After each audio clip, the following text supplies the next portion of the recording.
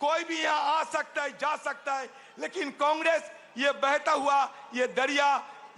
हुआ दरिया हिंदुस्तान की सब लोगों को एक साथ लेकर आगे जाएंगे, मकसद पहुंचेंगे और मकसद में पहुंचते हुए कांग्रेस अपना कर्तव्य निभाएंगे। जय हिंद। भारतीय जातीय कांग्रेस जिंदाबाद। राहुल गांधी जिंदाबाद। आप सबको तहे दिल से मैं स्वागत करता हूं। नमस्कार। धन्यवाद अधीर दा। अब मैं अनुरोध करूंगा मध्य प्रदेश के पूर्व मुख्यमंत्री वरिष्ठ नेता कमलनाथ जी से कि वो आए और हम सब लोगों को संबोधित करें। आदरणीय कमलनाथ जी।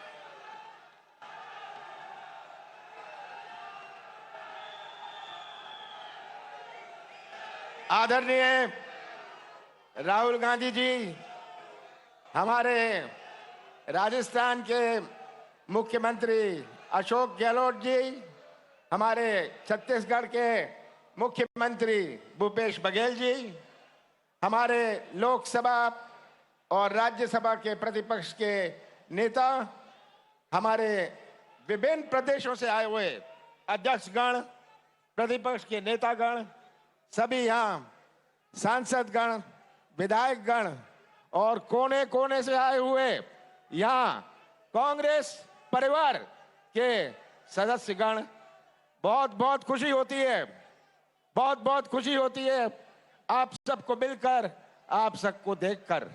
इसे हमें सबको बल और शक्ति मिलती है। आप देते हैं बल, आप देते हैं वो शक्ति, आप कांग्रेस को वो बल और शक्ति देते हैं। आजादी से देकर आज तक हमेशा कांग्रेस ने आम जनता की आवाज उठाई है। आज देश की तस्वीर आप सबके सामने है।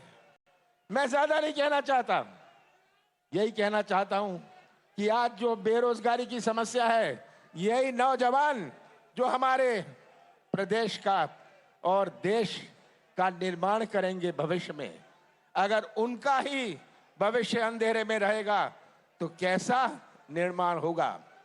आज बेरोजगारी हमारी सबसे बड़ी चुनौती है, क्योंकि एक प्रदेश की बात नहीं है, हर प्रदेश की बात है। और उनकी तरफ देख के बड़ी चिंता होती है कि कैसे ये नौजवान ये बेरोजगारी से हम मुकाबला करेंगे। हमारा कृषि क्षेत्र 50% हमारा देश की अर्थव्यवस्था कृषि क्षेत्र पर आधारित है। हमें ये नहीं भूलना चाहिए।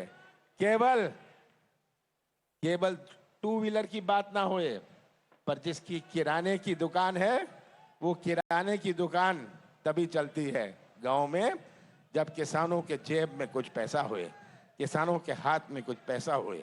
उनके बच्चों की पढ़ाई तभी हो सकती है, अच्छे कपड़े तभी पहन सकते हैं जब किसानों की जेब में कुछ पैसा होए।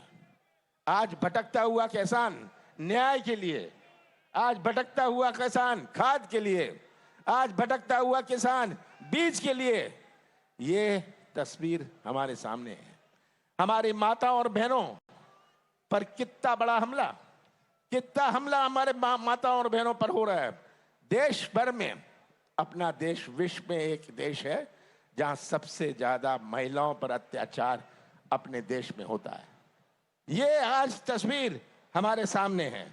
और बेरोजगारी की बात करें, छोटे व्यापारी की बात करें, महंगाई की बात करें, पर आज मैं कहना चाहता हूं हमारे सामने एक और लड़ाई है। All right, so that's Congress leader Kamal Nath saying that the Congress party represents common man, that unemployment is a serious problem, farmers' issues are real problems, and that is something that has not been addressed by the BJP, something that has been reiterated by many of the Congress leaders. We heard Adhir Ranjan Chaudhary as well saying Congress is a strong party that represents the common man of the country. Now let's cut across to some more reactions on this. Bharatiya Janata party घबराई हुई है क्योंकि महंगाई पे उनका कोई नियंत्रण नहीं है। लगातार महंगाई बढ़ती जा रही है, चाहे पेट्रोल हो, डीजल हो, रसोई गैस हो, चाहे खाद्य का तेल हो।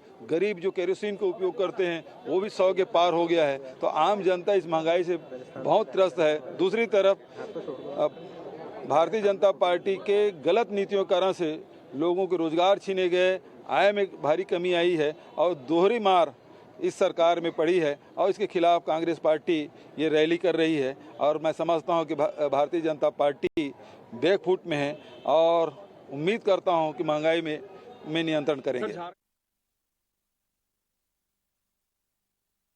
You can see that they are protesting in a very unique method, in a very unique way. On one side they are making pakoras in oil, and on the other side they are also polishing the shoes here. Let's go and hear their voice, what they have to say. क्या नाम है ये, क्या करना चाह रहे हैं आप लोग? इस पकौड़े से तेल वेल लेकर के आए हैं? बिल्कुल, देखिए मेरा नाम भूदेव शर्मा है और मैं राजस्थान से हूँ। बी फार्मेसी LLB LLM कर चुका हूँ, लेकिन आज बेरोजगार हूँ। जब मोदी जी से रोजगार मांगते हैं, जो 2014 से पहले 2 करोड़ रोजगार प्रतिवर्ष देने का वादा करते थे, उन्होंने 2 करोड़ युवाओं के रोजगार छीन लिए प्रतिवर्ष।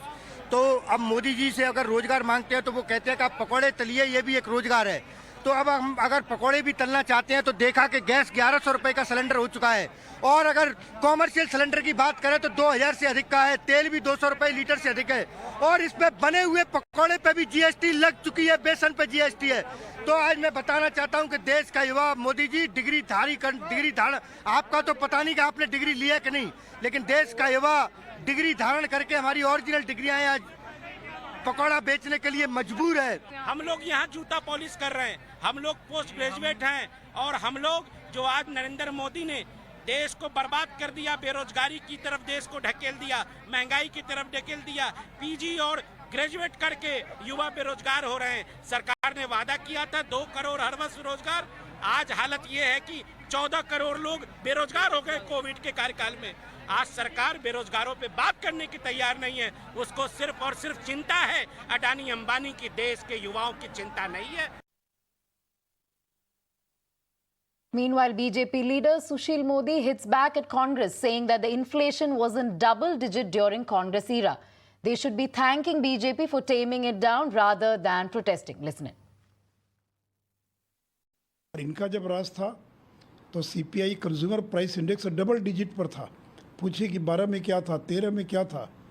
तो नरेंद्र मोदी ने तो दुनिया के बाकी देशों की तुलना में महंगाई को काफ़ी हद तक नियंत्रित करने का काम किया है।